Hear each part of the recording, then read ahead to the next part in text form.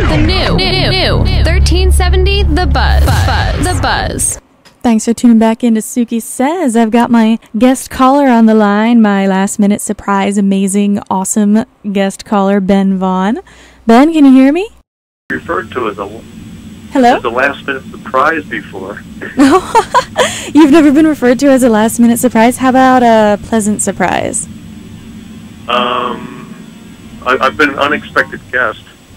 Unexpected guest? Well, that's good though, right? It's always turned out to be good? Yeah.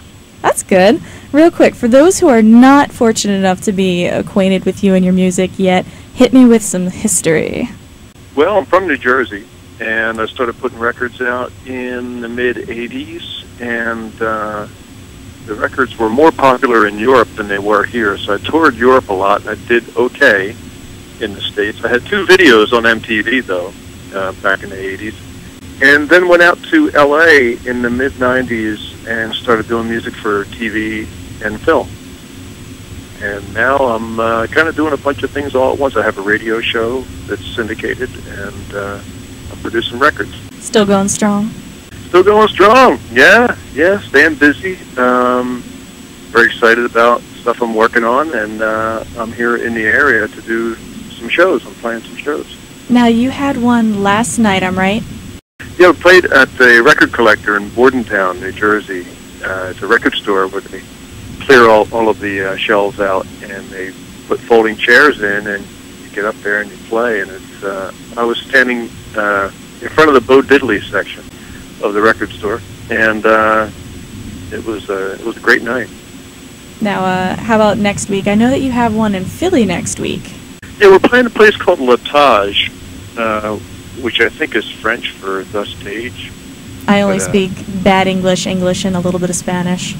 Somebody told me that it means the stage, and it's a cabaret, so it's going to be a very intimate show. I have a quintet that I'm playing with, and we've got a very low-volume version of what we usually do. It's working out pretty good. We have accordion and saxophone, bass drums, and we're going to be doing a cabaret show. Cool. At Latage. It's next Thursday night, the 19th, and I think we go on at 10 o'clock. I'm not sure about that, though. Do you like the more intimate shows better than the bigger shows? You know, at this point, I like everything equally. I play some solo shows, and I play the intimate shows with the low-volume quintet, and then we have the rock show, you know, and that can work in a large club or even, you know, festival circuit and everything else. And they all feel good to me, and I feel really lucky to have these options, because sometimes, you know, a musician will come up with a sound that can only work one way.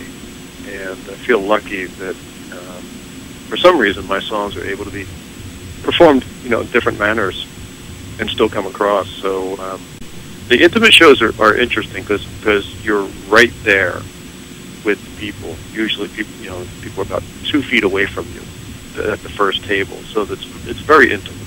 Now, you said you're excited about working on stuff. Does that mean that there are some new recordings in the very near future? Well, I just produced an album by the singer from Ween, Aaron Freeman, otherwise known as Gene Ween, and that's coming out May 8th, and that is it's going to get a lot of attention. The publicity wheels are really rolling on this thing, and I think the Wall Street Journal is going to do a piece on it in the New Yorker, and so I'm very excited about that. It's a project that I collaborated with Aaron on, and I'm very, you know, it has kept me a lot busier than I thought it would. I figured after we got done recording the record that I would be not needed, but I've been involved in everything from the marketing campaign to video treatments and everything else for the record. That's good. It keeps you out of trouble, right? Almost. I think I need one more task before I'm not getting into trouble. I had a listener who had a question. His name's Mike Kropp, and he's a big fan, and he would like to know if the documentary that you're working on with Jerry Blavat will be officially released anytime soon. I know Mike well. Tell Mike I said hello. Hi, Mike. And I understand he did a guest DJ slot on your station recently. Yes, he did. Yeah, there you go. And he took a picture of the microphone that you're probably talking into right now. You know, I didn't realize he did that until yesterday. I thought to myself, man, that looks familiar. Yeah, that's the same microphone I use for my radio show. So, this is the microphone I see on in a lot of studios. So I think it's just a popular mic. Well, I was watching Frasier the other night, Oh. and that's the mic he uses when he's on the air on the radio station. Yes, it is. When he's giving The his old advice. electric voice. Yeah, but the Gator documentary, as far as official release, the trouble we got into with them is if you're a fan of the Gator or if you know who the Gator with the Heater is. I mean, the guy plays some amazing music, and that's what he's all about. Is the music that he chooses is music that only a guy like him would choose. Just phenomenal. His playlists are completely unique. And to do a documentary about a guy like that who's all about music, you have to include music. And so we filmed him in every record hop and dance, and filmed him in the studio doing a show. And then we realized we had to get clearance for the music. Oh no, it's like a Wonder Years issue, isn't it? It is. So licensing, we took a look at how many titles we had, and we had a music supervisor go over and give us an estimate. And the estimate just knocked us right out of the real world, or into the real world, I should say. I guess we were living in fantasy. We were so excited. We have some great footage, but as far as getting theatrical release or even a DVD release, we would need I think we need Warren Buffett to come in and pay for the music, and we'd be fine. Oh man, well I'll give you $10 if it helps. That's a start.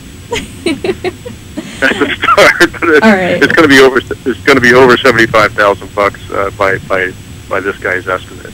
And man. yeah, Well, when you're doing guys- an independent, get them all $10 each. How many people we need for that?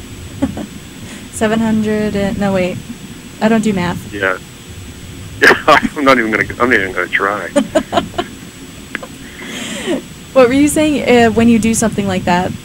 Oh, when you do something, documentary. First of all, there's a limited circuit, limited audience, and limited venues for a documentary to be screened in.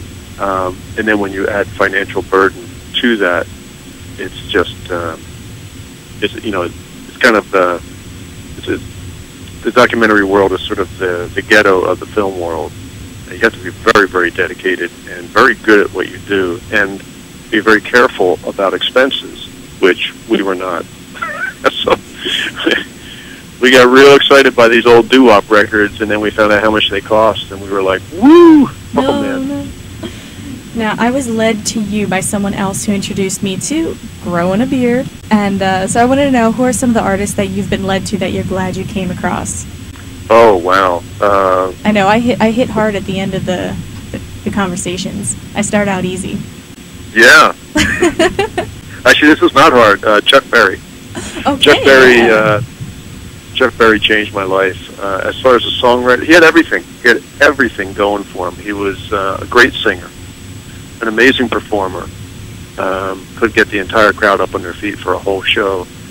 Also, phenomenal lyricist. His lyrics are really, really articulate and really tight and really compressed, and they're song stories. And also, he invented a guitar style that everybody's been copying ever since 1955. So I'd have to say Chuck Berry. I discovered him through the Beatles, actually. I was listening to the Beatles, and I heard Roll Over Beethoven, and I thought it was their best song. And then I found out they didn't write it. So I started looking for the guy who wrote it, and it opened up a whole other world of self-expression for me. It was one that I just related to immediately. Just immediately I related to it. I like that. One more thing before I let you go. Where can people find you and your music and your shows and everything? Well, I have a website, Vaughn.wmv. Pretty easy to remember. Vaughn. Not the same way Stevie Ray Vaughan spells his name. But when I go to Texas, when I play in Texas, they think I'm related, so I get a lot of people who come out to see me. Work it. I just got. Let I it just happen. gotta stay quiet about it. Yeah, I'm the other Ray brother or cousin, or and also I'm very easy to find on Facebook. The Many Moods of Ben Vaughn is the way to find me.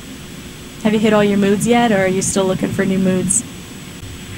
I'm not looking for any more. There might be one showing up that I haven't experienced yet, but I like all kinds of music, and it takes me all over the place as far as when I play music or listen to records or put my radio show together. It goes everywhere from folk, rock, blues, soul, country, bossa nova, film soundtracks.